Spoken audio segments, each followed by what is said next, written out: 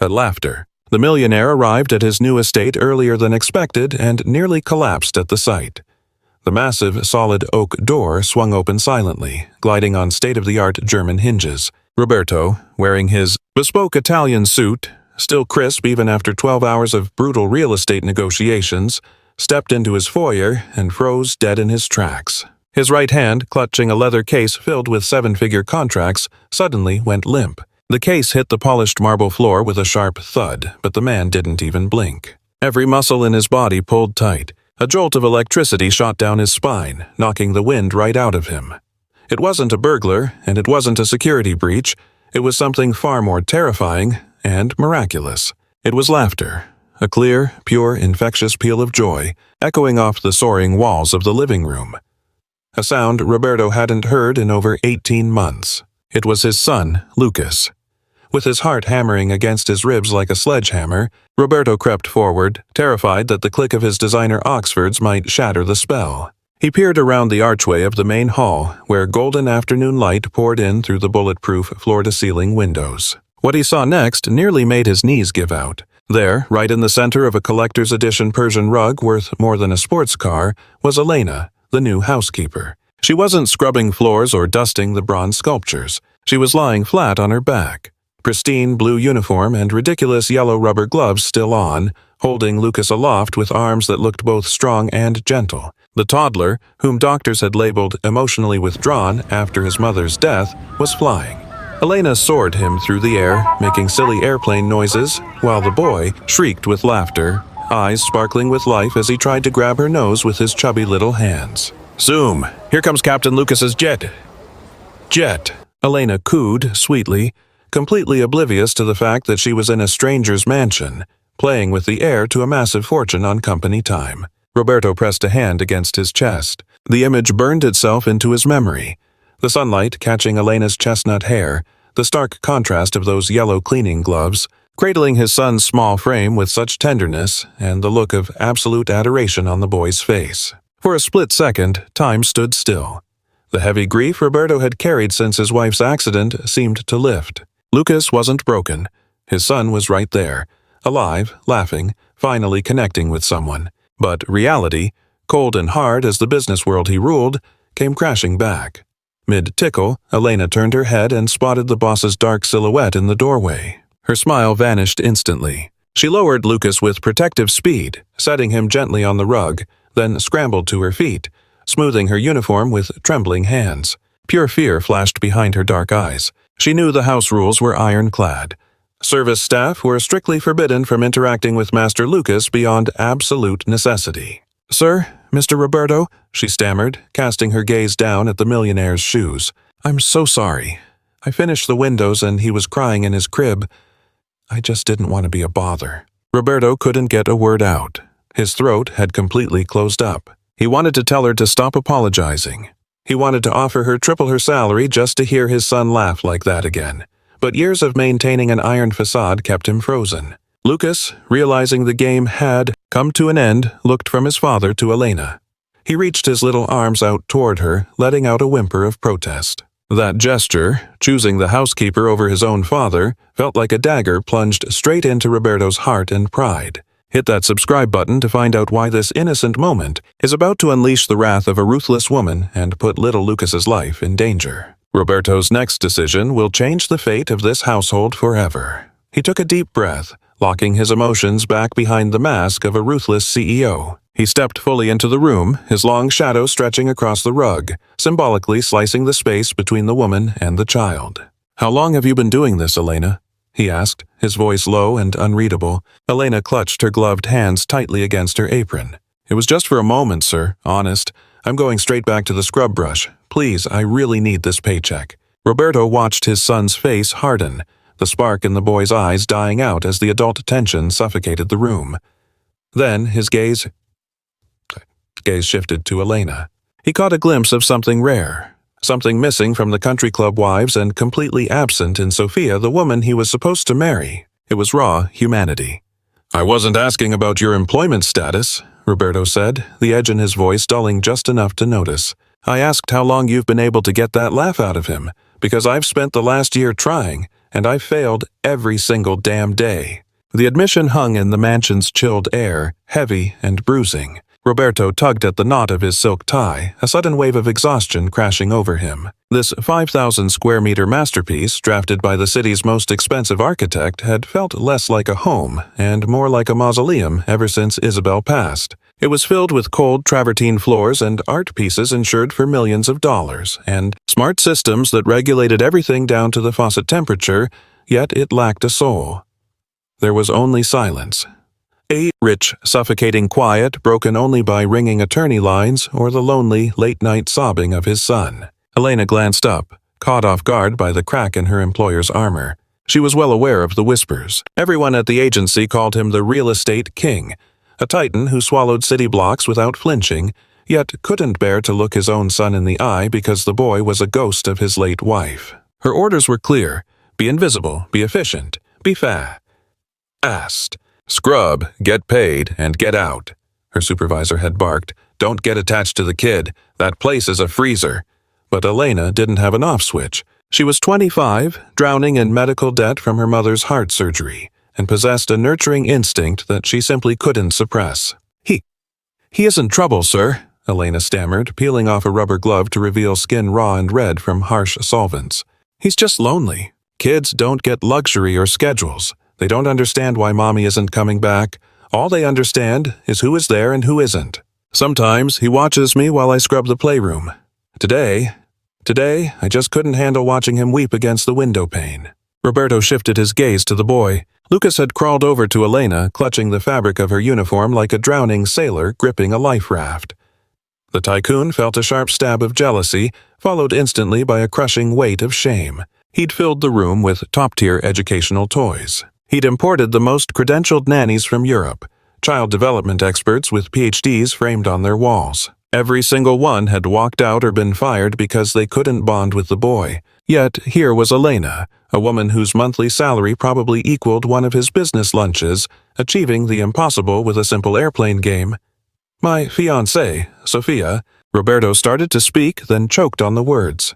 Bringing Sophia into this moment felt almost profane. Sophia constantly griped about the noise, insisting the boy needed ironclad discipline and rigid schedules to mold him into a future leader. Sophia wouldn't be caught dead on the floor. It might scuff her Chanel. Miss Sophia instructed me not to pick him up, Elena whispered, her eyes darting around as if the walls were wiretapped. She says holding him breeds weakness, but, with all due respect, sir, a baby doesn't get spoiled by love. They wither away without it. The words slammed into Roberto like a gavel coming down. Wither away without it. He strode to the crystal minibar and poured a glass of water, keeping his back turned to hide the conflict on his face. His executive mind, usually reserved for mergers and acquisitions, was running a cost-benefit analysis at breakneck speed. He had a critical dinner that evening with Japanese investors, traditionalists who ranked family above profit. He needed this cold museum to feel like a hearth. He needed Lucas calm and happy.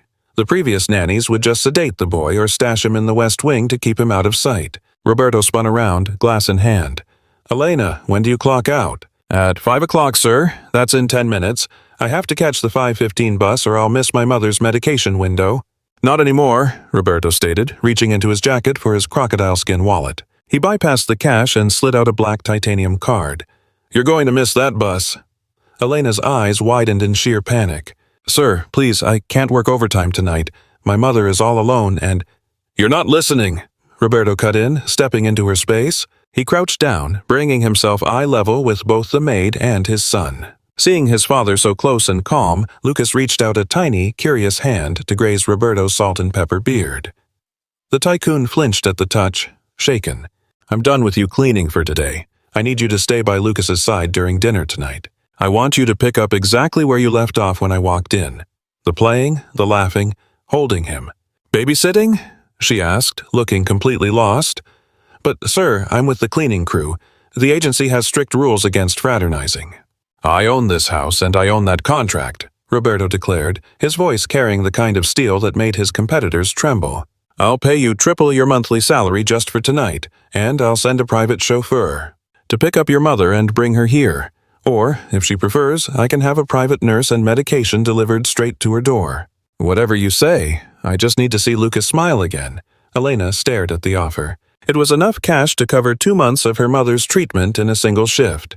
But looking past the money, her eyes settled on Lucas. The little boy had rested his head against her knee. He looked peaceful, safe. "I'll do it, sir, but on one condition," she said, lifting her chin with a quiet dignity that took Roberto by surprise. "Are you negotiating with me?" Roberto cocked an eyebrow, intrigued. "Yes, my condition is that you try too. Lucas doesn't need a hired maid to make him laugh. He needs his father. I can watch him tonight, but you have to promise to get down on the floor with us, even if it's just for 5 minutes." Roberto stood there in stunned silence. Nobody, absolutely nobody, dared to speak to him like that. Not his executives, not his partners. Only Isabel ever had. A faint, melancholic smile touched his lips. "You've got a deal," Roberto said. Right then, the sharp staccato of high heels striking marble echoed from the foyer. The rhythm was fast, aggressive, commanding. The entire mood in the room shifted in a split second. It felt like the temperature plunged 10 degrees. Lucas tensed up immediately and scrambled to hide behind Elena. "Roberto!" Sophia's shrill, demanding voice filled the air before she even rounded the corner. "You won't believe what that incompetent decorator did to me. And I hope that servant is gone already. My guests arrive in 2 hours, and this place reeks of cheap lemon polish." Sophia swept into the living room like a Category 5 hurricane, draped in faux fur and weighed down by designer shopping bags. She froze mid-step when she saw the tableau before her. Her billionaire fiancé crouched on the floor, uncomfortably close to a mop and the brat. Her perfectly lined eyes narrowed, flashing with a mix of suspicion and disgust. "Do you mind telling me what exactly is going on here?" Sophia asked, crossing her arms over her surgically enhanced chest. "Roberto, get off the floor. You're going to wrinkle a $3,000 suit." "And you," she snapped, pointing a razor-sharp acrylic nail at Elena. "Why are you still here? Don't you have a slum to get back to?" Elena lowered her head, shrinking under the gaze of the woman who would soon rule this house. But Roberto rose slowly, reclaiming his full, imposing height. He smoothed out his jacket, but he didn't step away from Elena or Lucas. For the first time, he looked at his fiancée and saw something he'd conveniently ignored before, a complete vacuum of warmth. "Elena is staying for dinner," Roberto stated calmly. "What?" Sophia let out a nervous, high-pitched laugh. "What are you talking about? To serve the food? We have hired waiters for that. Not to serve. To look after Lucas. To be present. That is an order." Sophia felt an invisible threat looming.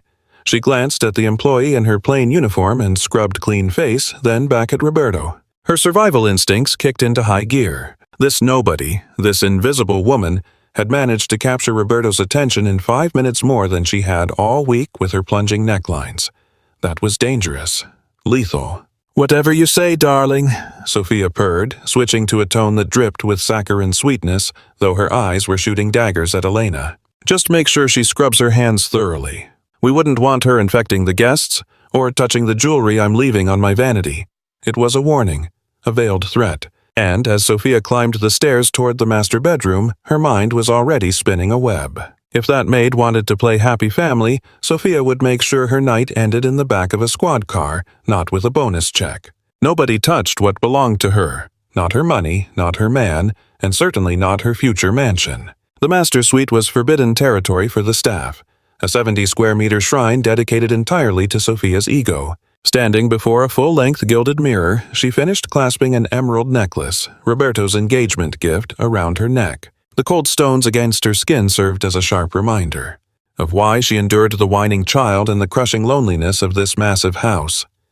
Power. Sophia didn't love Roberto, at least not in the way people love in storybooks. She was in love with the security he provided, the status of being the wife of the country's biggest real estate tycoon. She took one last look at herself, adjusting the neckline of a blood-red dress designed to demand attention. "Flawless," she breathed, admiring her reflection. But the spell broke the second a soft giggle drifted through the wall from Lucas's room. Her lip curled in distaste. God, she loathed that sound. In Sophia's world, kids were like high-end decor, meant to be admired in Christmas portraits, then stored away in silence. She marched to the adjoining door and threw it open.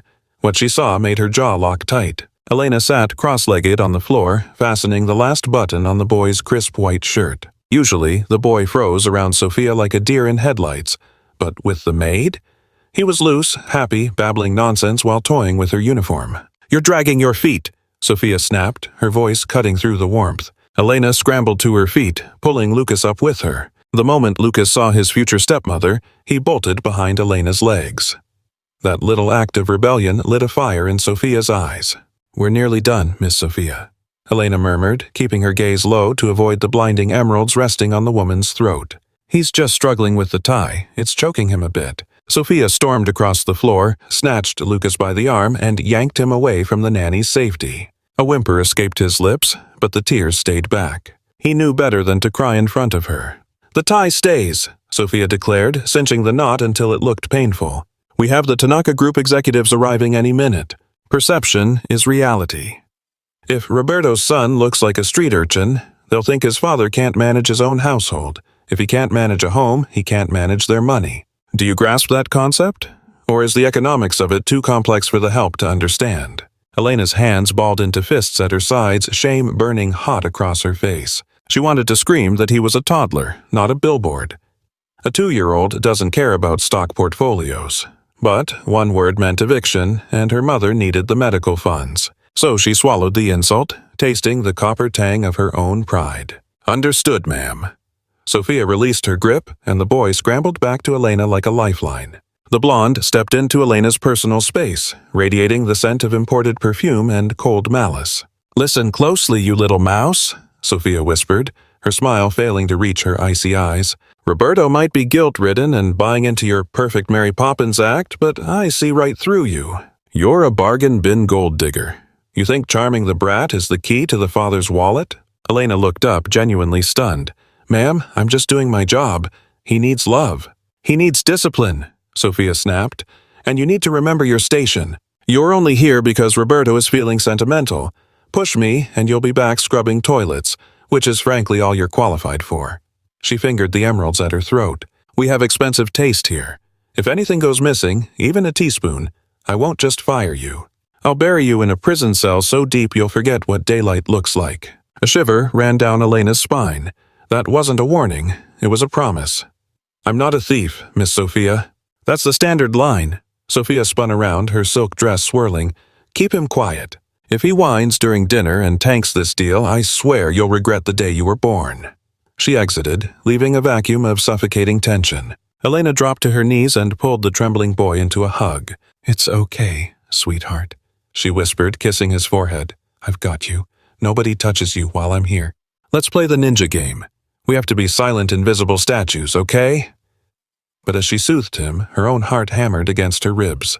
She had recognized the look in Sophia's eyes. It wasn't just hatred, it was panic. Sophia was terrified of being replaced. And a frightened woman with that much wealth and power was the most dangerous creature on earth.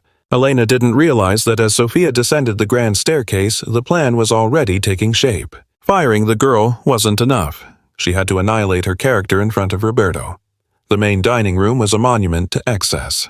A massive mahogany table set for 12 gleamed under the lights, decked out with silver cutlery, bohemian crystal, and exotic flowers that cost more than a car. Roberto sat at the head of the table, presiding over the affair like a nervous king. Sophia took her place at his right hand, with Mr. Tanaka, the lead investor, seated to his left. 3 other executives filled out the seating chart. The air was thick with formality and the weight of millions on the line. Roberto was sweating. This wasn't just a handshake. The Tanaka deal meant a massive capital injection for his new high-rise project. It wasn't just about the company's international expansion anymore. They had been grinding over interest rates, zoning laws, and market forecasts for 2 solid hours. Everything was following the script perfectly, right up until the entrees arrived.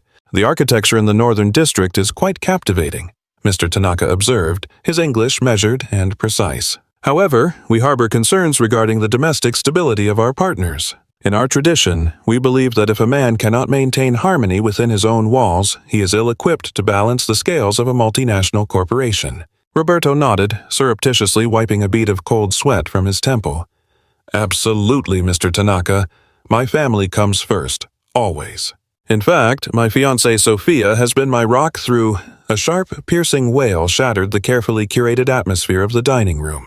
It drifted in from the adjacent den, where Elena was struggling to keep little Lucas occupied. The silence that fell over the table was heavy enough to crush bones. Sophia squeezed her eyes shut, her grip on the linen napkin tightening until her knuckles turned a stark bone white. Mr. Tanaka paused, his wine glass hovering inches from his lips, and raised a single, inquisitive eyebrow.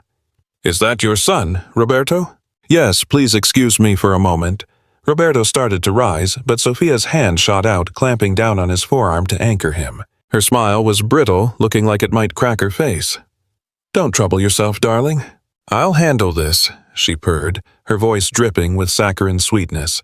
"The new girl clearly hasn't the faintest idea how to manage him. You know how impossible it is to find competent help these days. Please, continue your discussion." She stood up and glided toward the next room. The moment she passed through the archway and out of sight, the smile evaporated from her face. She found Elena rocking Lucas, whose face was flushed crimson as he rubbed furiously at his eyes, completely spent and overstimulated by the disruption to his routine. "Shut him up," Sophia hissed, delivering a sharp, covert pinch to the boy's arm to assert her dominance. Lucas, reacting to the pain and the venom in her voice, shrieked even louder. "He's exhausted, miss. He's barely holding on." "He needs his bed, but you insisted he stay downstairs until the guests departed," Elena pleaded, trying to shield the boy from Sophia's reach. "I couldn't care less what he needs." Snatching a hard plastic truck, she shoved it aggressively toward the child. "Just give him the damn toy and silence him. They can hear everything." Lucas's sobs escalated into terrified screams. Back in the dining room, all conversation ground to a halt. Unable to stomach his son's distress any longer, Roberto apologized and stood up, feeling Mr. Tanaka's gaze burning into his back. When he reached the den, he found Sophia shaking the boy by his shoulders, her face twisted in pure, unbridled rage. Elena was trying to step between them, tears streaming down her face. "Sophia!" Roberto's voice boomed like a clap of thunder. Sophia released the child instantly, her features rearranging into a mask of concern in the blink of an eye. "Roberto, thank heavens, I was just telling this girl to stop pinching him. Look at the poor thing, he's hysterical." But before Roberto could even process the lie, Elena did something no hired help ever dared to do. She ignored the adults, ignored the tension, and simply sat cross-legged on the floor, beginning to hum. It was a deep, rhythmic sound, an ancient lullaby passed down from her grandmother. Lucas, still gasping for air, latched on to the familiar vibration. Elena didn't reach for him, she simply held out her open palms. "Come, little bird," she sang softly. "Come back to the nest." Hypnotized by the serenity radiating from her in the middle of the chaos, the boy's screaming ceased. He hiccuped, glanced at his father, shot a fearful look at the woman in red, and then threw himself into Elena's arms, burying his face in her chest. So, within 10 seconds, the wailing was gone. All that remained was the sound of the baby's ragged breathing slowing down, syncing with Elena's gentle tune. Roberto stood speechless, but he soon realized he wasn't the only witness. Behind him, Mr. Tanaka and the other investors had quietly gathered to watch the scene unfold. The Japanese magnate fixed his eyes on Elena, who was holding the boy with absolute devotion, completely oblivious that men who controlled millions of dollars were watching her. Then his gaze shifted to Sophia, standing stiff, frowning, hands clenched, radiating nothing but ice. "Remarkable," Mr. Tanaka murmured. He stepped toward Elena and offered a slight, respectful bow. "A child recognizes a true heart. You cannot deceive the innocent." A wave of pride for his son washed over Roberto, mingled with a strange new warmth as he looked at Elena. "This is Elena," Roberto introduced her, omitting any title, not the nanny, just her name. "You have a true treasure in your home, Roberto," Tanaka said, casting a pointed glance at Sophia before returning his attention to the tender bond on the floor. "Patience isn't just a virtue, it is a standard we hold in high regard, and I can see your son is in excellent hands. It gives me faith in your judgment of character, knowing who to keep in your circle, well, some of them anyway." The dig was subtle, but it landed with the force of a sledgehammer. Sophia flinched internally, stinging as if she had been physically struck. The room's admiration wasn't directed at her anymore. It was fixed on the help in the bargain bin uniform. Barefaced and unadorned, Elena commanded the kind of instant respect Sophia had spent months trying to purchase. Roberto caught the subtext immediately and nodded. "Elena, would you mind taking Lucas up? I think he has had enough excitement for one evening." "Of course." Elena stood up, cradling the boy who was already drifting off against her shoulder. She glided past Sophia without a glance, but Sophia's eyes locked onto her like a weapon. Watching Roberto stare after the nanny with raw gratitude and a depth of warmth she had never elicited from him sealed Elena's fate right then and there. Firing her wouldn't be enough. Sophia glanced down at the massive 5-carat solitaire weighing down her finger. Her gaze shifted to the frayed tote bag where Elena stashed her personal life. It was sitting carelessly on a corner chair. A cruel ghost of a smile touched the edges of Sophia's mouth. Mr. Tanaka wanted to talk about character judgment? Fine. She was about to give him a masterclass in human nature he would never forget. If the nanny wanted the spotlight, Sophia would make sure her final scene was a tragedy. "Shall we finish our dessert, gentlemen?" Sophia chirped, slipping back into the role of the flawless hostess while rage boiled beneath her skin. "I have a feeling we have plenty to celebrate before the night delivers its final surprises." The double meaning flew right over their heads. Roberto returned to the table with a lighter step, thinking the worst was behind them. He didn't have a clue that the real storm, the one coming for his trust and his heart, was just a sleight of hand away. Dinner concluded, and the party moved to the terrace for cigars. The mood was loose from the wine and the deal, but the air still hummed with the specific static electricity generated by massive wealth.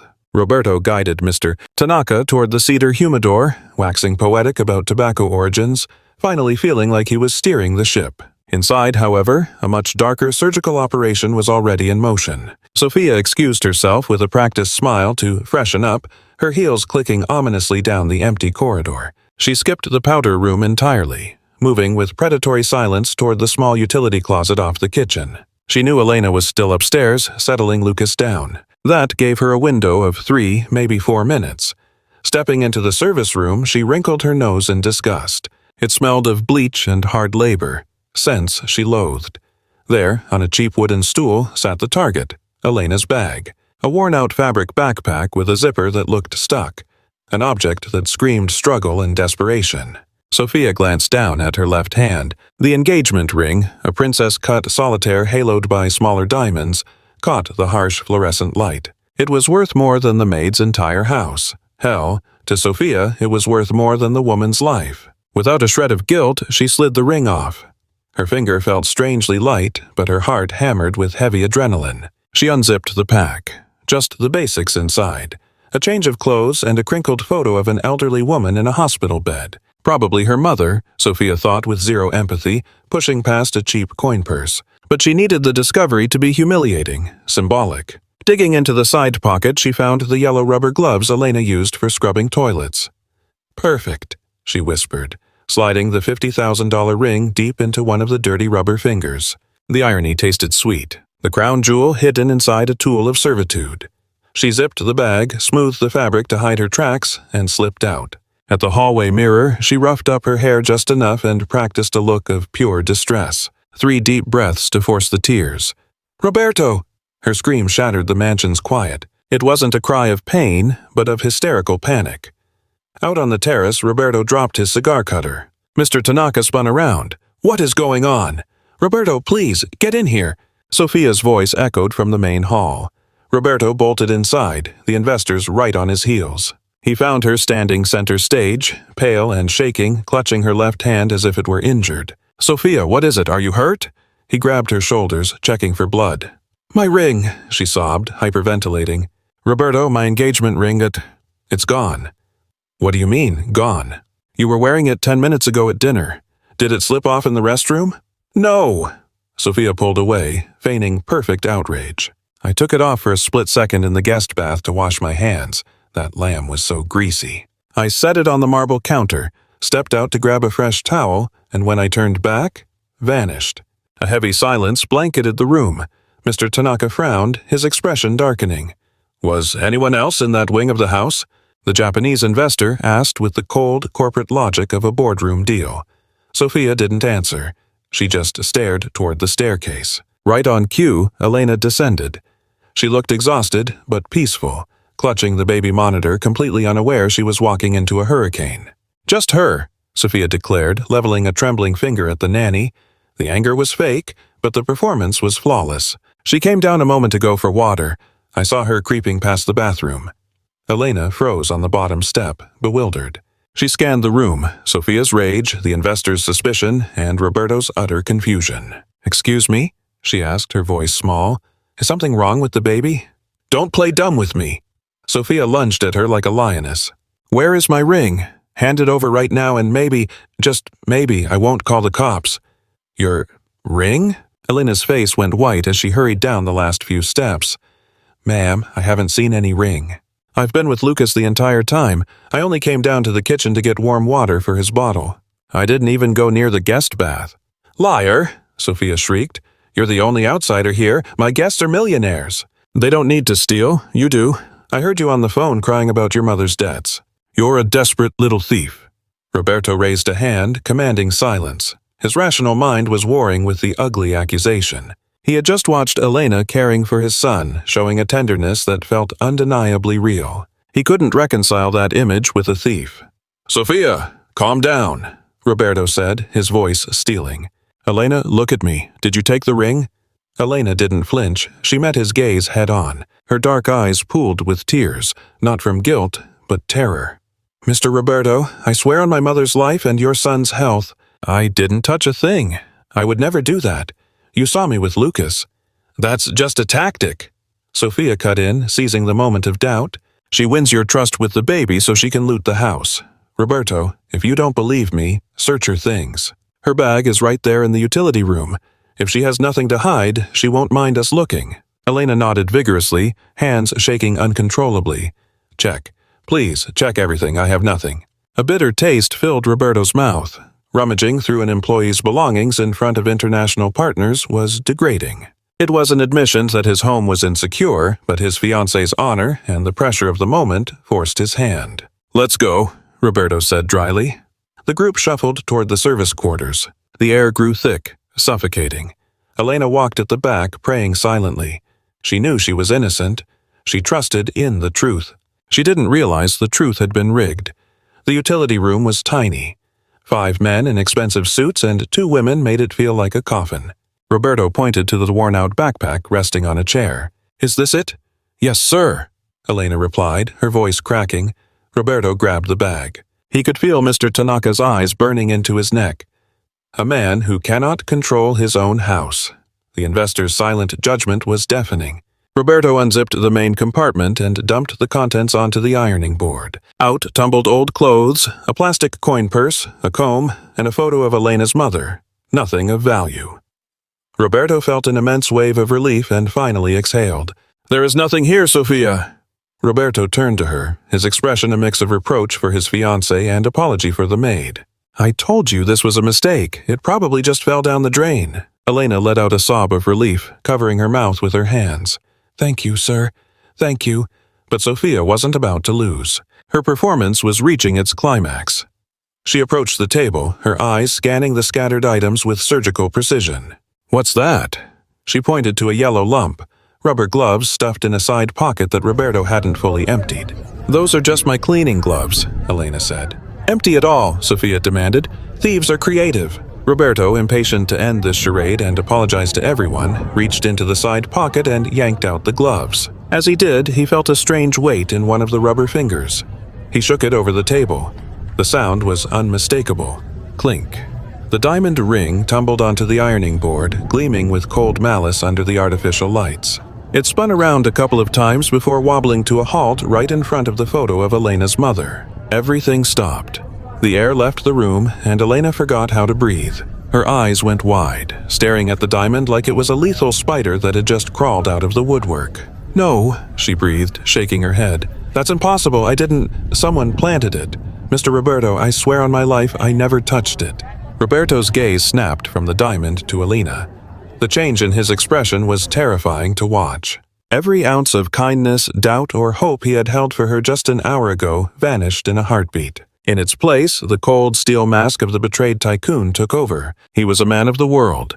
He knew people lied, and he knew desperation made people do reckless things for cash. But the theft wasn't the knife in his gut, it was the exploitation of his son. She had weaponized a motherless boy's affection just to lower his defenses and rob him blind.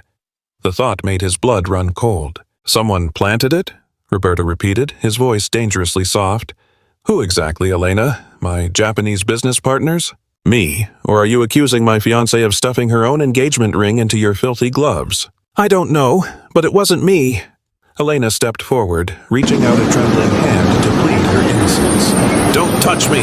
Roberto roared, recoiling as if she carried a plague. She shrank against the wall at his shout, while Mr. Tanaka watched the spectacle with a subtle, disappointed shake of his head. The illusion of domestic harmony was shattered. Trust was dead. "Call the cops, Roberto," Sophia demanded, sliding the ring back onto her finger with a smug, triumphant air. "Get this criminal out of here!" Elena collapsed, sobbing with the raw agony of total helplessness.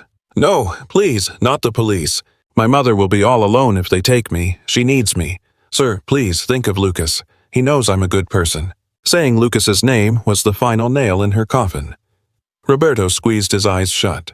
The memory of his son laughing with this woman now felt like a sick joke. "Do not speak my son's name," he cut in, his voice icy. "You're lucky I refuse to have a police circus in my home while guests are present." Roberto pulled out his wallet, but instead of cash, he produced a business card for the building's security firm. "You are leaving, right now. Walk out that door and never look back. You're fired. I'm calling your agency first thing in the morning to report the theft. You'll never work in a respectable home in this city again." "Sir, please, get out!" Roberto screamed, pointing toward the service exit. "Go before I change my mind and have you thrown in a cell. Move!" Elena looked at the men, finding only stone walls where faces used to be. She glanced at Sophia, who was smirking cruelly behind Roberto's shoulder. Realizing she had lost, she grabbed her backpack with trembling hands. She stuffed her belongings inside, leaving the yellow rubber gloves on the table, silent witnesses to the injustice. She bolted out the back door and vanished into the freezing night, her heart breaking with every sob. Inside, a heavy silence reclaimed the room. Roberto ran a hand through his hair, a mix of shame and rage churning inside him. "Gentlemen, I deeply apologize for that pathetic display," he said, turning to the investors. "It's impossible to find trustworthy help these days." "A pity," Tanaka remarked, staring at the empty doorway. "She seemed to have a special gift. But then again, appearances can be deceiving, can't they, Roberto?" "Yes," Roberto replied, his eyes drifting to Sophia, who was stroking his arm with fake tenderness. "Appearances are very deceiving." Sophia pecked his cheek. "You did the right thing, darling. You protected our home. Everything will go back to normal now. Lucas is better off without that bad influence." Roberto nodded, but staring at the locked door, a strange hollow pit formed in his stomach. He had his ring back. He had served justice. Yet, he felt like he had just lost something priceless. Something Mr. Tanaka's millions could never replace. Upstairs, Lucas woke up and began to wail for someone who was no longer there. This time, no one came to hold him. The soul of the house had been extinguished. The mansion returned to its flawless, sterile order. No stray toys in the living room, no tiny footprints on the Persian rugs, and, worst of all, no laughter. The silence was absolute, weighing down on the estate like a thick, suffocating fog. 48 hours had passed since Elena was cast out into the cold, falsely accused, and the house felt like it was in deep mourning. Roberto sat in his study, trying to focus on the final merger contracts with the Japanese group. The balance sheets danced across the screen, infinite zeros signifying infinite leverage, but his thoughts were drifting to the second floor. The nursery monitor sat atop the polished mahogany desk, a glowing green eye in the dim office. It offered nothing. No whimpering, no soft coos, not even the rhythm of breath. Just a hollow, white noise hiss. That dead air terrified him more than any scream could. Unable to focus, he abandoned the desk and took the stairs two at a time. In the hallway, he nearly collided with Mrs. Gertrudis, the emergency placement sent over by the agency. She was a woman of starch and iron, boasting a resume stamped by European royalty and a face that had forgotten how to smile. Efficient, sterile, and utterly devoid of warmth. "How's my son?" Roberto tugged at his constricting tie. The nanny merely shook her head, offering a look of clinical disappointment. "The boy is obstinate, sir. He flatly refuses all solid nourishment. He turned away the organic greens and has consumed barely 2 ounces of formula all day. I've implemented the controlled crying technique. Leaving him in the crib teaches him that tantrums yield no results." "Tantrums?" Roberto cut her off, a spike of anger hitting his chest. "He's not acting out. He's barely moving." He pushed past her into Lucas's room. The blackout curtains were drawn tight, another one of her efficiency protocols, plunging the nursery into a depressive gloom. In the center of the imported Italian crib, Lucas sat like a statue. He wasn't playing. His beloved teddy bear lay discarded near the rails, utterly ignored. His gaze was fixed on the door. His eyes were swollen and red, yet dry. He had run out of tears hours ago. It was the 1,000-yard stare of a war veteran, haunting and vacant, entirely wrong on the face of a 2-year-old. "Hey, buddy," Roberto whispered, plastering on a brave smile. Lucas turned his head in slow motion, but the recognition brought no spark. No reaching arms, no gurgle of joy, just a look of profound, crushing disappointment. He was expecting the woman in the blue scrubs and yellow gloves. Upon realizing it was just his father, the man who banished her, Lucas turned back to the wall and let out a heavy sigh. The rejection hit with physical force. Roberto felt winded. "Look what I got you," he stammered, pulling a massive, gift-wrapped box from behind his back. It was the latest AI companion unit, a technological marvel costing more than most families earned in a year. "Check this out, Lucas. It talks, it walks, it glows." He hit the power switch. The machine exploded into a frenzy of strobe lights and chirping electronic noises. "Greetings, friend. Let us play." Lucas clamped his tiny hands over his ears and curled into a trembling ball in the corner of the mattress. The sensory assault was too much. "Kill it, please," a voice commanded from the doorway. Roberto spun around.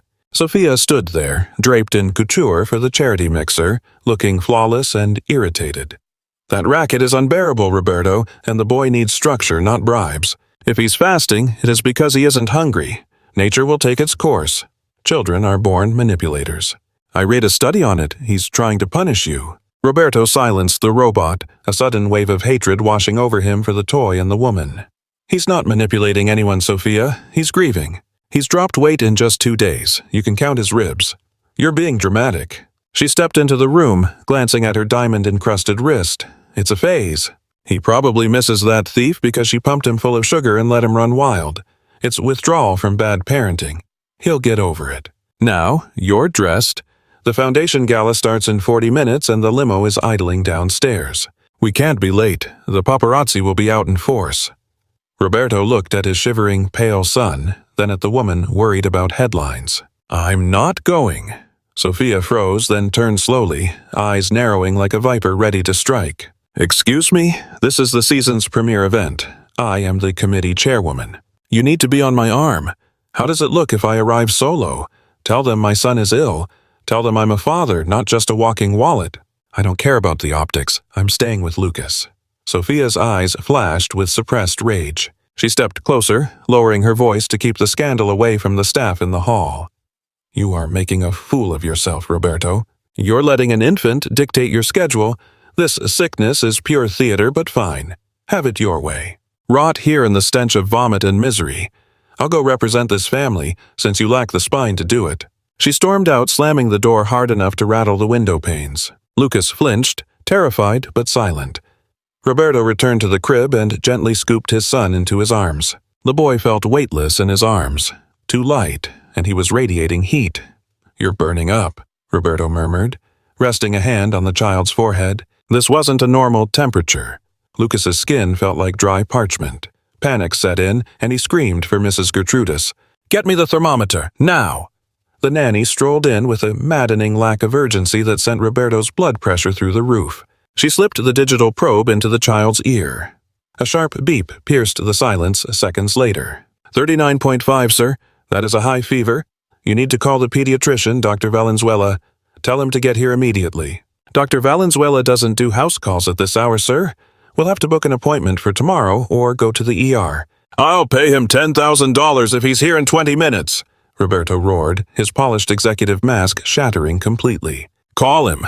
Tell him if he doesn't show up, I'll buy the clinic he works for just to fire him. Move." The nanny, her icy facade cracking for the first time, scrambled toward the phone. Roberto sank into the designer rocking chair, clutching his son against his chest. Lucas didn't fight him, but he didn't settle in either. He hung there, limp as a rag doll. "Hang in there, Lucas. Daddy's here. Daddy's going to fix this," Roberto whispered into his ear. But as he rocked his son in the gloom of the multi-million-dollar room, surrounded by luxuries that were utterly useless now, a terrifying thought took root in Roberto's mind, one he couldn't shake. "It's not me he needs, and I'm the one who threw her out." The silence of the house didn't feel like peace anymore. It felt like a sentence. And Roberto began to suspect he had made the biggest mistake of his life, one that no amount of money could resolve. Dr. Valenzuela arrived in 18 minutes flat. He was a short, balding man with a piercing gaze magnified by thick-rimmed glasses. He was the country's top pediatrician, the man who treated the children of presidents and rock stars, a man of science unimpressed by last names or bank accounts. He marched into Lucas's room without a word to Roberto, heading straight for the boy lying on his father's king-sized bed, where Roberto had laid him to keep him close. The doctor pulled out his stethoscope, checked the boy's eyes. With a penlight, palpated his abdomen, looked down his throat, and checked his ears with quick, precise movements. The silence during the exam was agonizing. The only sounds were Lucas's shallow, ragged breathing and the ticking of the wall clock. Finally, Dr. Valenzuela removed the stethoscope and turned to face Roberto, who stood by the bed, fists clenched, white as a sheet. "What is it, doctor?" Roberto asked, his voice rasping. "It's an infection, right? A virus? Tell me what antibiotics to get. I'll have them flown in from anywhere. Switzerland, Germany." "Germany. I don't care about the cost." The doctor slowly packed his instruments back into his leather bag. He took off his glasses and rubbed the bridge of his nose, looking at Roberto with a gravity that froze the millionaire's blood. "There is no infection, Mr. Montenegro. His lungs are clear. No ear infection, no strep throat, no stomach flu. Then why does he have a fever of nearly 40 degrees? Why won't he eat? Why won't he look at me?" Roberto was teetering on the edge of despair. "It's a psychogenic fever," the doctor stated flatly. "His body is reacting to severe trauma. The boy is shutting down, Roberto. Clinically, we call it anaclitic depression or hospitalism syndrome, even though he is in his own home. Basically, he has lost the will to interact with the world because his primary emotional bond has been severed abruptly." Roberto blinked, confused and defensive. "Bond severed? His mother died over a year ago, doctor. You know that. We've been dealing with it, but he was getting better." "I'm not talking about his biological mother," Valenzuela interrupted, walking to the window to stare out at the dark night. "I'm talking about his current attachment figure. Children don't understand DNA. They understand who holds them, who makes them laugh, who makes them feel safe. I've reviewed Lucas's chart. He had started gaining weight and vitality in the last 3 weeks. What changed in the last 48 hours? Who left?" Roberto froze. The image of Elena, with her blue uniform and radiant smile, slammed into his mind. I fired an employee," Roberto admitted quietly, shame washing over him. "A cleaning girl. Sometimes she played with him, that's all." The doctor raised an eyebrow in disbelief. "Roberto, a child doesn't enter a state of collapse over someone who sometimes played with him. This boy is grieving. To Lucas, that woman was his world. By ripping her out of his life, you've pulled the rug out from under him. To his developing brain, it's as if she died all over again." The truth hit Roberto like a slab of concrete. He had protected his jewelry, but he had shattered his son's heart. She stole something," Roberto defended himself weakly. "I had to kick her out. It was a matter of principle, of security." "So, what was the price tag on that missing item?" the doctor asked, his voice cutting through the air like ice. "Did it cost more than your son's sanity? Let me be blunt, Roberto. If the boy doesn't snap out of this within 24 hours, we're looking at a feeding tube. His body is shutting down. The stress has completely nuked his immune system. A simple cold would turn into pneumonia overnight. He is literally grieving himself to death." Roberto staggered back, bracing himself against the wall. Grieving himself to death. Just then, the bedroom door swung open. In waltzed Sophia, still decked out in her evening gown, clutching a half-empty flute of champagne. Fresh from the gala. "Oh, look, the celebrity physician graces us with his presence," she slurred slightly, the alcohol thickening her tongue. "Have you given the brat a magic pill yet? Anything to stop the drama." "You missed a fabulous party, Roberto. Everyone was asking about you. I told them you were suffering from a beastly migraine." The clash between the doctor's grim prognosis and Sophia's superficial rambling was jarring. Dr. Valenzuela stared at her with open disgust. "Madam, we are dealing with a critical medical emergency. This child is on the verge of being hospitalized." Sophia giggled, taking another sip. "Oh, please, doctor, stop being such a drama queen. Kids cry, they get tired, they sleep. He just misses the help. We'll buy him a pony tomorrow. He'll forget all about it." Roberto stared at her.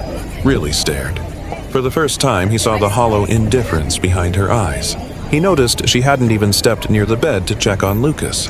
She cared more about her bubbly than her stepson's burning fever. A dark, terrible suspicion began to take root in Roberto's mind, replaying the scene of the alleged theft. He recalled how miraculously fast Sophia had located the ring. He remembered her insistence on searching the bag. Now, witnessing her total lack of empathy, his gut screamed the warning his brain had previously ignored. "Doctor," Roberto said, locking eyes with the physician and ignoring his fiancée completely, "do you really believe it? If she came back, would he recover?" "It is the only medicine that matters right now," Valenzuela confirmed. "Stronger than anything in my medical bag. If you can bring her back, do it. Pride doesn't save children, Roberto. Love does." "That's ridiculous," Sophia snapped, her smile vanishing instantly.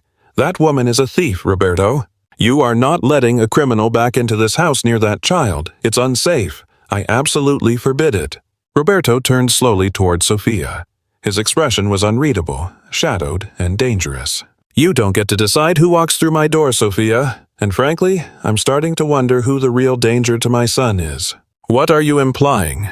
Sophia took a step back, unnerved by the sudden shift in his tone. "I mean, I'm getting to the bottom of this, tonight. Right now." Roberto strode to the corner desk and flipped open his laptop. "Doctor, stay with Lucas, please. I need to verify something." "What are you doing?" Sophia's voice wavered. "I'm pulling up the security footage," Roberto said, his voice dropping to absolute zero. "The system records 24/7 to the cloud, servants' quarters included. I never checked because I trusted your word and the physical evidence. But if my son is dying because of that decision, I need to be 100% certain I didn't make a mistake." The blood drained from Sophia's face. The champagne flute slipped from her fingers, hitting the rug with a soft thud. It didn't break. It just bled onto the white fabric like an open wound.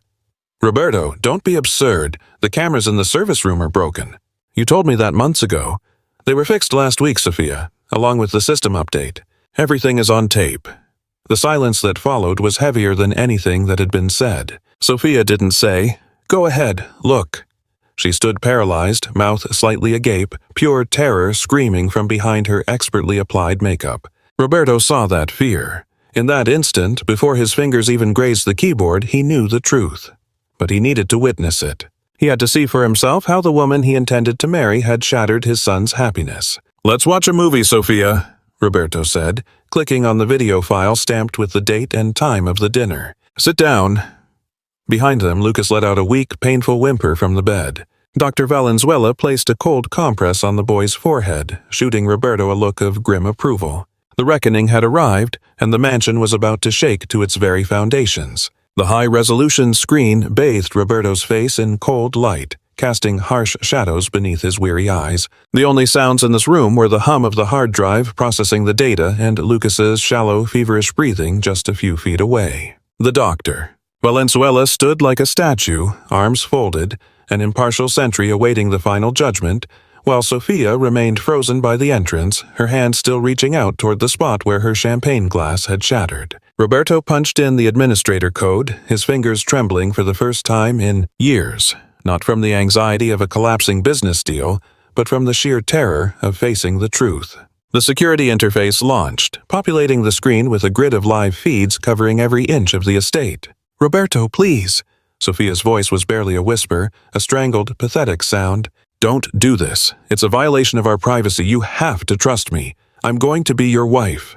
"If you have nothing to hide, Sophia, this will only prove your innocence," he replied without turning around, his tone as cold and sharp as steel. He clicked on the archived folder. Camera 4, utility room, laundry area. He selected the date from 2 nights ago. Timestamp 21:15 hours. Right after dinner, moments before the shouting started. The footage loaded instantly in crisp 4K resolution. The image was brutally sharp. The humble, cramped room appeared on screen, currently empty. The digital timer ticked forward. 21:50, 21, and then the door swung open. But it wasn't Elena who walked in. It was Sophia. Roberto felt the oxygen vanish from the room. On screen, she was wearing that same dazzling red dress from the party. She scanned the hallway left and right to ensure the coast was clear, then shut the door behind her with exaggerated stealth. The harsh fluorescent light overhead washed over her face, revealing neither distress nor worry. Instead, her expression was etched with cold, calculating determination. Roberto watched, paralyzed by the horror unfolding, as his fiancée approached the chair holding Elena's worn-out backpack. He saw her nose wrinkle in disgust as she brushed against the cheap fabric. Then, with a fluid motion, she brought her right hand to her left. The diamond solitaire flashed on the monitor. She slid the ring off her finger. "No," Roberto whispered, fighting back a wave of violent nausea. On the video, Sophia unzipped the bag, rummaged briefly, and pulled out the yellow cleaning gloves. She jammed the diamond ring deep into one of the rubber fingers, pushed it all the way down, and stuffed the gloves back inside. Turning to the small wall-mounted mirror, she deliberately mussed up her hair and practiced a look of frantic distress. Before exiting, a smile broke across her face, fleeting, twisted, and filled with satisfied malice. Roberto paused the playback right on that smirk. A deathly silence filled the real room. He swiveled slowly to face Sophia. She stood there pale, her flawless makeup now a stark contrast to the waxen skin of a woman watching her life disintegrate. "Roberto, I can explain," she stammered, backing away until she hit the doorframe. It was a loyalty test, yes. That's it. I just wanted to see if she would return it if she found it. I did it for us, to make sure the staff was honest." A test. Roberto rose from his chair. His towering 1.90 m frame seemed to consume all the oxygen in the room, projecting a physical threat that made Sophia shrink back. "Then why didn't you call it a test when you branded her a thief in front of my partners? Why did you let me throw her out onto the street like a stray dog?" "Because I panicked. And because she isn't right for us. Roberto, look at her. She's a nobody. She has no class." "Silence!" Roberto snapped. It was barely a whisper, yet it struck with the force of a scream. He spun back to the monitor. There was one last thing he needed to check. A remark the doctor made about trauma lingered in his mind. He clicked open another file. Camera 02. The main living area. Time 20-30 hours. During the appetizer course. The footage showed Elena sitting on the floor, playing peacefully with Lucas. The boy was laughing. The scene was pure tranquility. Then Sophia entered the frame. The tension was visible immediately. He watched Sophia snatch the toy from the child, followed by the moment that shattered Roberto's heart into 1,000 shards. The high-definition lens captured the movement with agonizing clarity. Sophia leaned over the boy while Elena was distracted retrieving the dropped toy. Sophia's hand, with those long, sharpened nails, reached for Lucas's soft arm and pinched the skin viciously, twisting her wrist. On the video, Lucas's mouth flew open in a silent scream of agony as his little back arched. Roberto shut his eyes, unable to watch another second. He remembered the wailing that night. He remembered Sophia saying, "He's just throwing a tantrum." It wasn't a tantrum.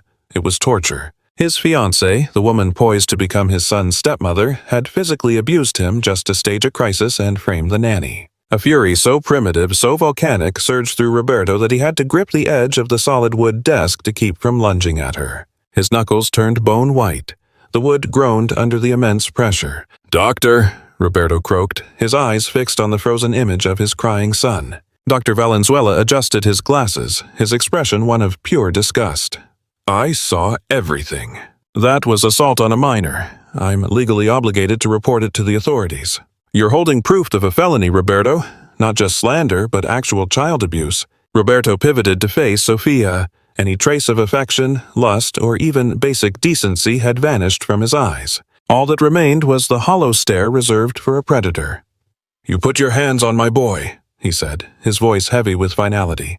"You intentionally hurt him. You used my son as a pawn in some twisted power trip." Sophia tried to straighten her spine, fighting the tremors in her legs. "He was hysterical. The boy needed discipline. Someone had to teach that spoiled brat a lesson, since you clearly won't. I did it for his own good. And as for the jewelry, she had it coming. Walking around like she owns the place. I am the mistress of this house. I am your future wife." Roberto stalked toward her, slow and relentless. Sophia's mouth snapped shut as genuine terror finally set in. "You're wrong about everything," he said, halting just 3 feet away. "You own nothing here, and you are certainly not my future wife." The atmosphere in this room grew so heavy it felt like a physical weight. Nearby, Lucas whimpered in his fevered sleep, tossing and turning, completely unaware that his father was fighting a war for his soul just feet away. "Hand over the ring," Roberto commanded. His tone was level, terrifyingly calm. It was the same voice he used in boardrooms right before gutting a competitor. Sophia clutched her left hand, guarding the diamond like it was a vital organ. "Don't speak to me like that. We have an engagement. There's a prenup. My lawyers will—" Your legal team can't save you from 4K footage of you committing 2 separate felonies." He cut her off. "You have 10 seconds to return that ring, or I dial the police and hand over the evidence of child abuse. Do you have any idea how high society socialites fare in prison, Sophia? I doubt the inmates will be impressed by your designer wardrobe." Sophia gasped, her eyes swimming with angry tears. They weren't tears of remorse. She scanned Roberto's face for any sign of hesitation, but he was a stone wall. She glanced at the doctor, who stared back with open repulsion. She realized she was completely boxed in. Letting out a frustrated shriek, she yanked the ring off so hard she scraped her own skin. "Take your damn rock!" she screamed, hurling it at his chest.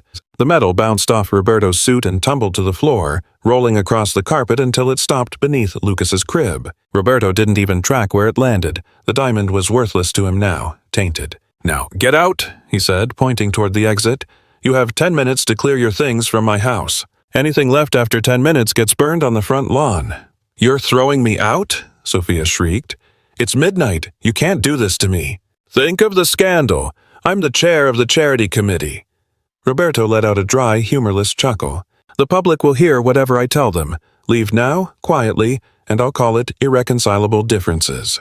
But if you breathe a single word against me, or if you ever come within 100 meters of my son, I will upload that footage to every social platform and news outlet in the country.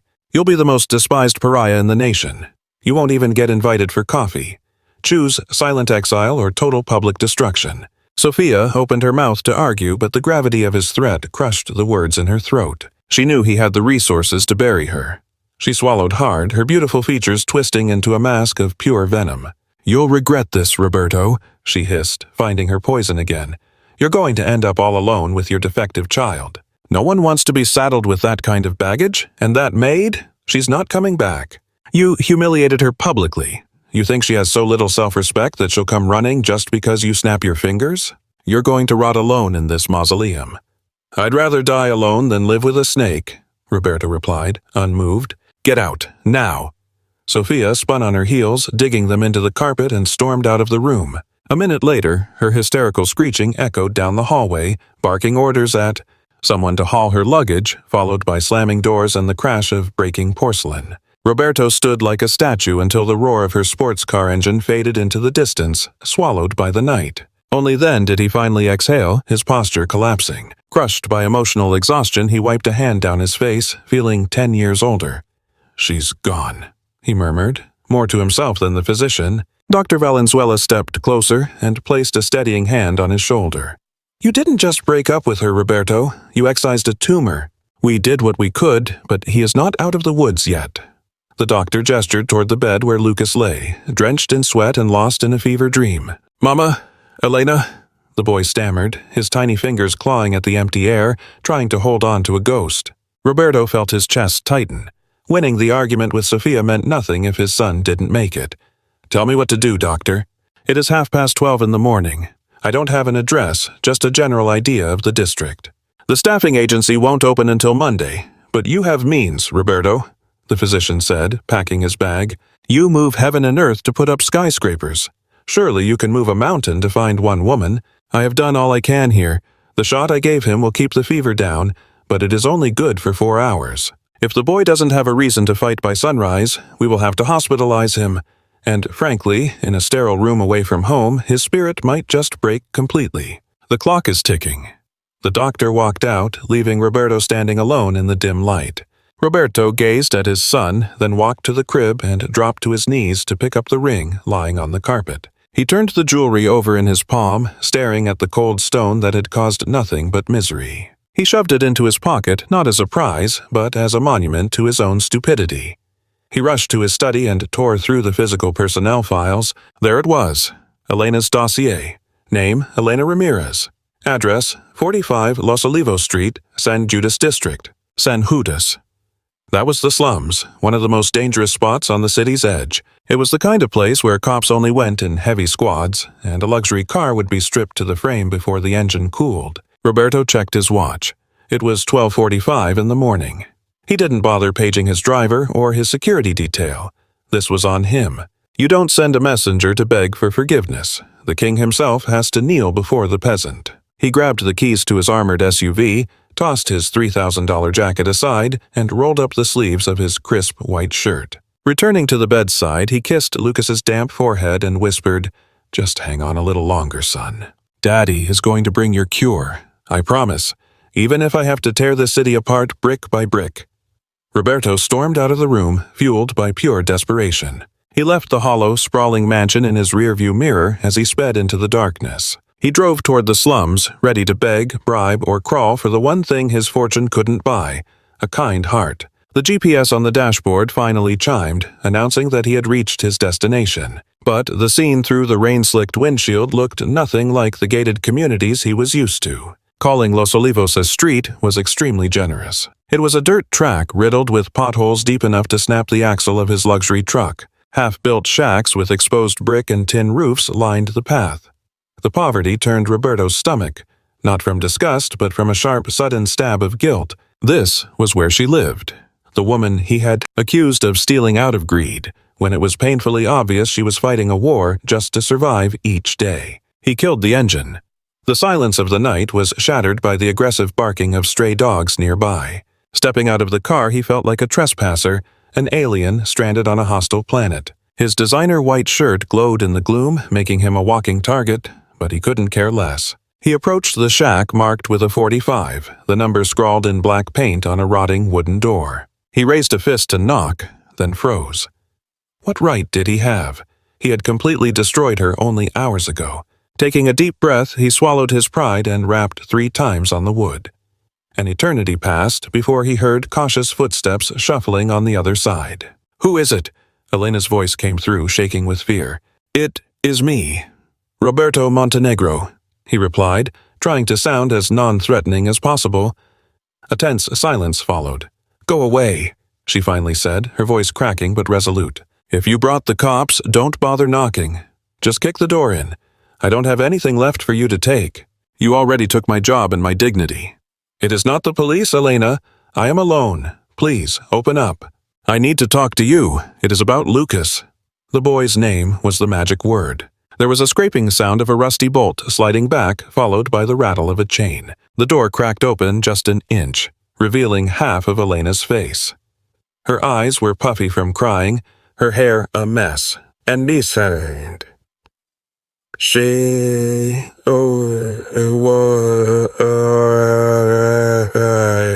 a worn-out tea." When she saw Roberto standing there, drenched in rain and wearing a look of sheer desperation she had never seen on him before, her defenses lowered just a fraction, though the anger remained. "What happened to Lucas?" she asked, looking past the man and focusing only on the child's well-being. "Is he sick?" "Elena, he is very sick. His fever is spiking. He refuses to eat, won't speak. The doctors are calling it severe depression. He's essentially shutting down because you're gone." Elena let out a shuddering breath, squeezing her eyes shut for a heartbeat. "My poor little angel," she whispered, before snapping her gaze back to Roberto, her expression hardening into stone. "And just what do you expect me to do about it? You threw me out on the street? You branded me a thief and threatened to have me arrested if I ever showed my face here again. Do you really want me to come fix him just so your fiancé can treat me like dirt all over again?" "Sophia is history," Roberto blurted out, stepping closer to the threshold, ignoring the rain soaking through his suit. "I kicked her out. I know everything now, Elena. I pulled the security footage. I saw what she really did with that ring, and I saw her put her hands on my son." Elena swung the door wide, her mask of anger cracking into genuine shock. You actually know?" "I know, and sorry doesn't even begin to cover the damage I've done. I was completely blind. I was an arrogant fool. I put my trust in a snake and hurt the only woman who ever showed my boy real love." Just then, a dry, rattling cough echoed from deep inside the house, the sound of failing lungs. "Elena, who's at the door, sweetie?"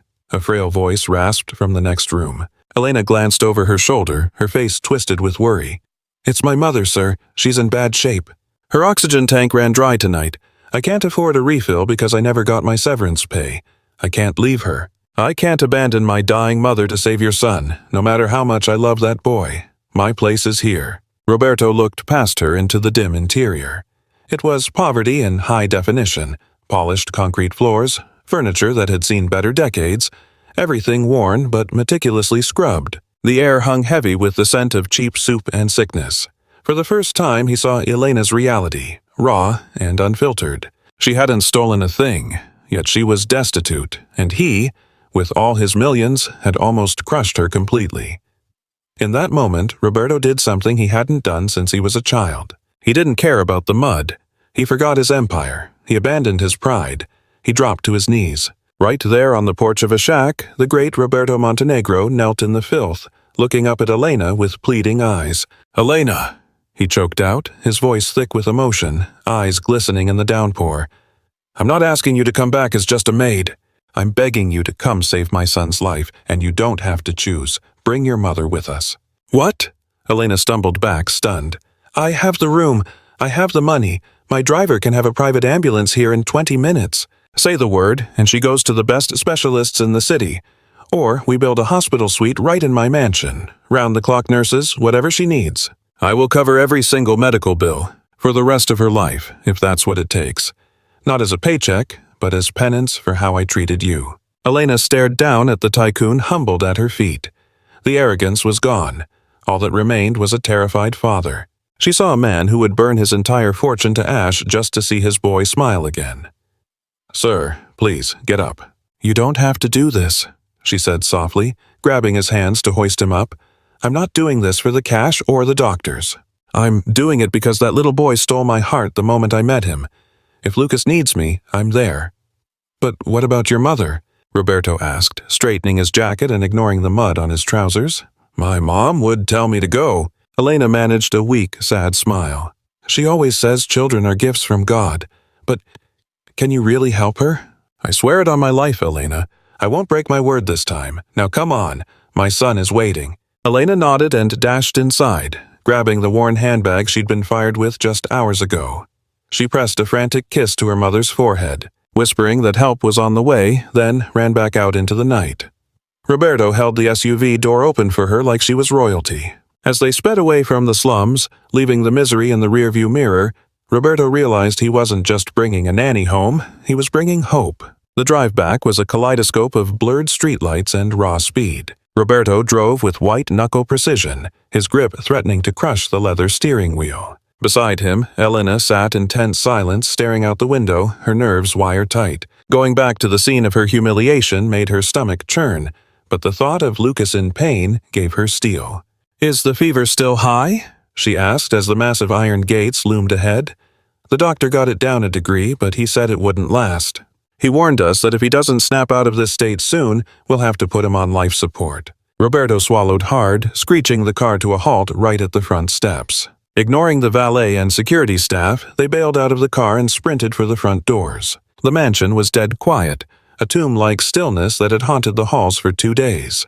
They took the stairs 2 at a time. As they hit the second-floor landing, a heavy knot of dread formed in Elena's gut. Lucas's bedroom door was cracked open, bleeding a faint, sickly light into the hall. They pushed inside, and the sight that greeted them shattered Elena's heart. Dr. Valenzuela dozed in the armchair, his head bobbing as he fought off exhaustion. Buried in that massive bed, Lucas looked heartbreakingly small against the silk sheets. His skin was chalk white, shadows bruised his eyes, and every breath escaped as a thin, constant wheeze. He was technically awake, but there was no one home. Just a 1,000-yard stare fixed blankly on the ceiling. "We're here," Roberto announced, winded from the sprint. The doctor jolted awake, scrambling up, and the moment he saw Elena, the tension drained right out of his face. "Thank God, get over here now. We're losing the window before his fever spikes again." Elena didn't need to be told twice. She dropped her bag and rushed the bed, sinking onto the edge so softly you'd think the mattress was made of spun glass. Her hands, bare now, warm and calloused from honest work, reached out to find his limp little fingers. "Hey there, my love," she whispered. Her voice cracked for a split second before smoothing out, rich with that deep, soul-level warmth only a mother figure possesses. "Captain Lucas, this is your co-pilot speaking." Lucas didn't respond at first. He just blinked, sluggish and heavy, like he was trying to claw his way back from a very long distance. Elena leaned in close, brushing the damp hair off his feverish forehead with a gentle stroke. "I'm right here, little bird. I'm back. And I promise nobody is ever taking me away from you again." Then she began to hum. It was that same tune from the dinner party, an ancient, simple lullaby that didn't need an orchestra to carry its weight. Sleep, my child. The reaction was instant, almost electric. Lucas's frail body stiffened. Those eyes, previously staring into the void, slowly drifted toward the sound until they locked onto Elena's face. For a heartbeat, he hesitated, looking at her with total disbelief, convinced he must be hallucinating. But then she smiled, a watery, heartbreaking grin full of pure love, and kissed his knuckles. That's when the recognition finally hit him. Nana, he croaked, his voice rusty from silence. Yes, baby, Nana's here.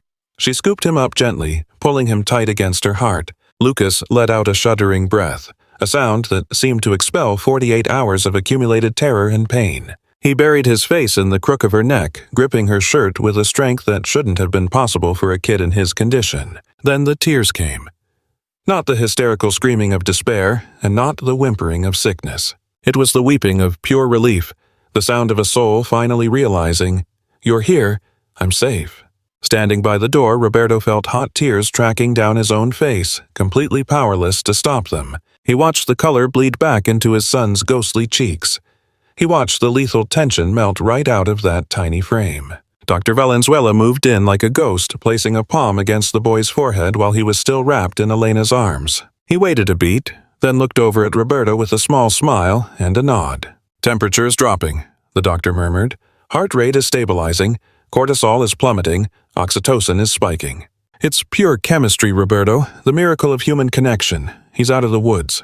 Roberto clapped a hand over his mouth to stifle a sob and collapsed into the nearest armchair, his legs finally giving out. He had closed deals worth $1 billion. He had built entire empires, but none of it, absolutely none of it, mattered. It was dust compared to the feeling of watching his son come back to life in the arms of this humble woman. Elena rocked Lucas back and forth, whispering secrets that belonged only to them. "Are you hungry, sweetheart? You want some warm milk? Let me get that for you." Still sniffling, Lucas nodded against her shoulder. "Milk?" the boy mumbled. "I'll make it," Roberto announced, shooting up from the chair. He desperately needed to be useful, to serve them. He bolted for the kitchen, but as he heated the milk, he actually looked around the room.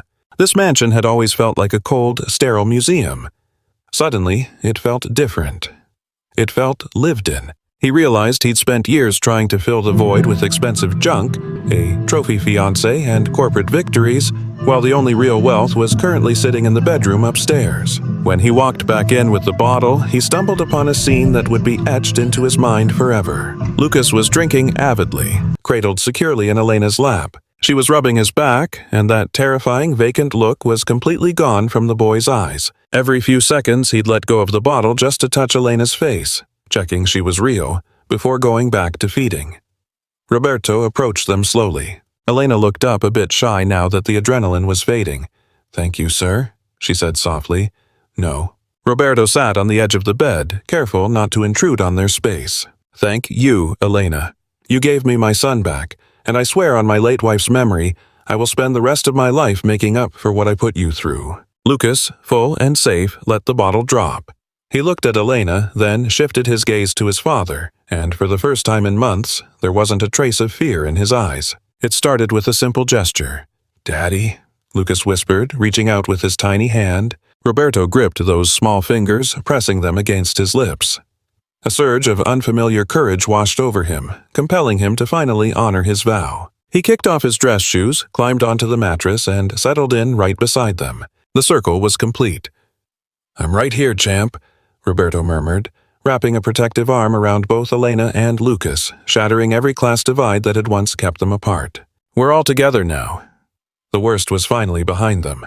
Beyond the mansion walls, the downpour faded into silence, leaving the morning sky painted in soft hues of lavender. Inside, the warmth of a real family had finally conquered the chill of the marble floors. Lucas drifted into a deep slumber, the fever broken.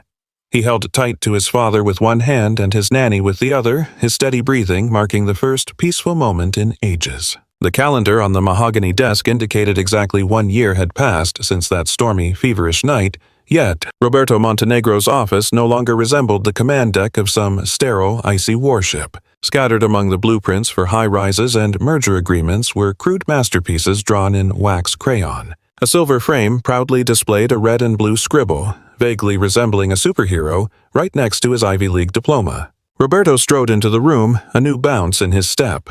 The crushing weight of the world was gone, replaced by the vibrant energy of a man who actually had something worth going home to. His secretary, a veteran of 20 years who used to tremble in his presence, actually beamed at him. "Good morning, Mr. Montenegro. The Dubai investors will be here in 10 minutes. Oh, and she called again." Roberto's smile held, though a flicker of steel hardened his gaze. "Sophia?" "Yes, sir. She wants to know if you'd reconsider buying out her shares in the art gallery. Claims she's in a bit of a tight spot financially." Roberto paused by the floor-to-ceiling glass overlooking the skyline he helped shape. He recalled the ultimatum he'd given her: fade away quietly or face public ruin. She had chosen obscurity, but high society has no mercy for the fallen. Without the Montenegro name to prop her up, Sophia's so-called friends had vanished like mist. She was a social outcast now, not because of some scandal tape, but because everyone finally saw her for what she was. A woman whose value ended at her designer label. "Tell her no," Roberto said evenly. No anger, just absolute indifference. "Tell her that place needs honest leadership, not her, and block the number. I won't have her wasting any more of my time. I'm heading out early today." "Special occasion, boss?" "The most important one all year." Roberto grinned, shedding a decade of stress in an instant. "Captain Lucas is turning 3, and if I'm late for the candles, co-pilot Elena will have my head." 3 hours later, the Montenegro estate had been completely transformed. What used to be a sterile show garden, where walking on the grass was a capital offense and the statues cost more than most homes, was now a chaotic wonderland. A massive, garish, bouncy castle sat unapologetically right next to the Renaissance marble fountain. Helium balloons bobbed against the ancient pillars. And, most shockingly, the air was filled with noise. Beautiful, raucous noise.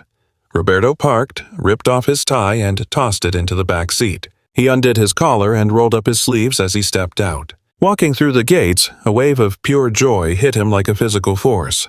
No VIP lists, no paparazzi lurking in the bushes. Just Mrs. Rosa, Elena's mom, zooming around in a top-of-the-line power chair, balancing a slice of cake and laughing her head off. Her lungs were healing beautifully, thanks to the Swiss treatment Roberto had paid for.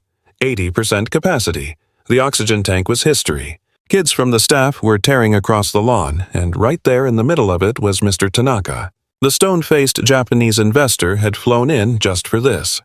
Now, jacketless and sitting in the dirt, he was trying to teach 2 toddlers how to fold paper napkins into cranes. And spinning at the center of this universe was Lucas. Gone was the pale, frightened infant.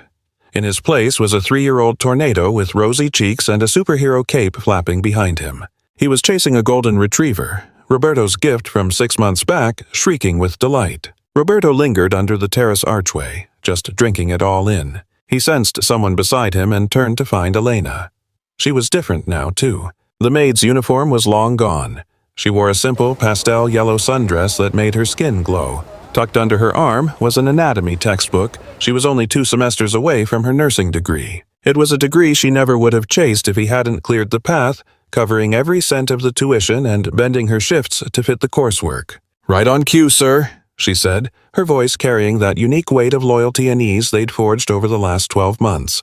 No matter how many times he begged her to drop the titles, she clung to the formal address in public, a secret handshake acknowledging where they'd started. "Elena, look at me.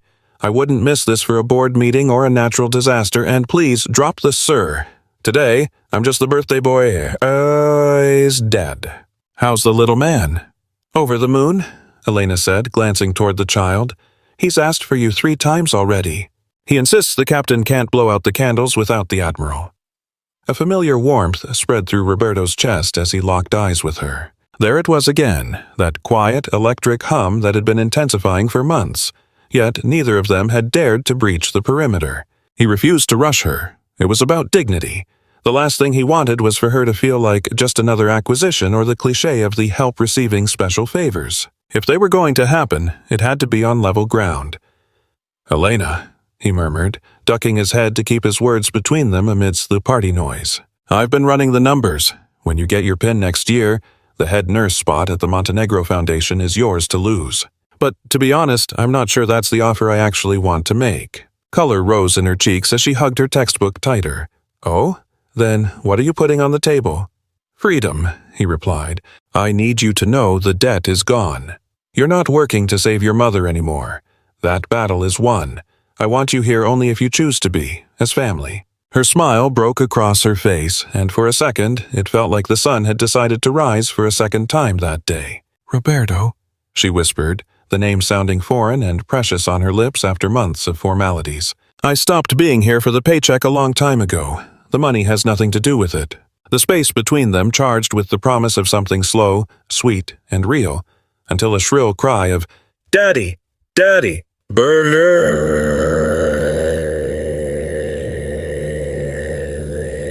Romantic.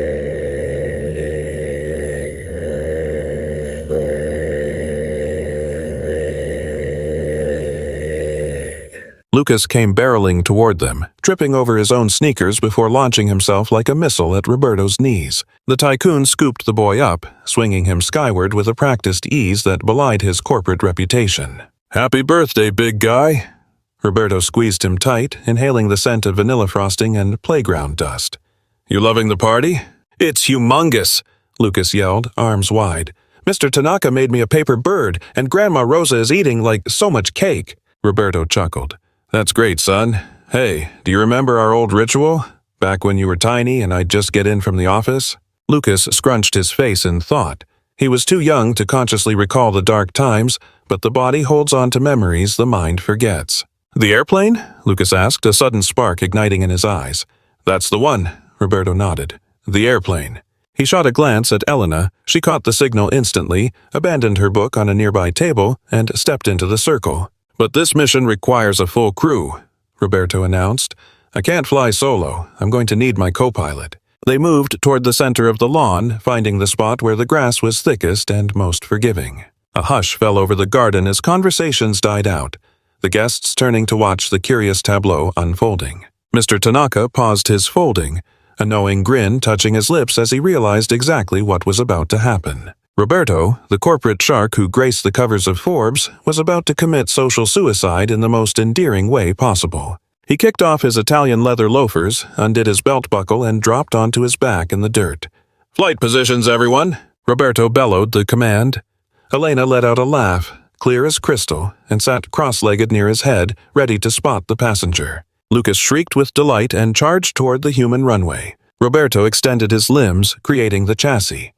Lucas scrambled up, balancing his stomach on his father's feet and locking hands with the strong man beneath him. "Prepare for takeoff. 3, 2, 1. Elena counted down. Roberto extended his legs, and just like that, Lucas was airborne. "Whoosh!" the boy cried out, spreading his arms like wings, soaring over the garden with nothing but the azure sky above him. Roberto gazed up, framed by the grass, watching his son's face glow with absolute, unadulterated joy. And right behind Lucas, upside down in his vision, was Elena's face. She was watching them with a love so profound it made his heart ache with gratitude. Only a year ago, walking into his house to find a scene like this would have horrified him. He would have seen it as unprofessional, messy, chaotic. He had been so incredibly blind back then. Now, balancing the precious weight of his son against gravity and listening to the laughter of the woman who had saved their souls, the lesson finally clicked. His gaze drifted past them to the towering mansion looming in the background. The marble columns, the gold leaf, the architecture, it was all just a set design. Expensive props for a play that didn't matter. The whole estate could burn to the ground tomorrow, and he'd still remain the wealthiest man alive as long as he held on to this single moment. "Daddy?" Lucas asked from his high-altitude perch. "Where are we flying to?" Roberto locked eyes with Elena before answering. She gave him a playful wink and ran her fingers gently through his hair, a tender vow that bound their futures together. Roberto beamed, a smile that warmed him right down to his soul. "Ah," Roberto breathed out, "we really are home." The view pulls back, rising slowly toward the clouds to reveal a garden bursting with life. Children are sprinting around. The Japanese investor is folding paper cranes, and Grandma Rosa is drinking in her second chance at existence. At the center sits a family built on love rather than blood, laughing together over a simple game on the lush green grass. The end.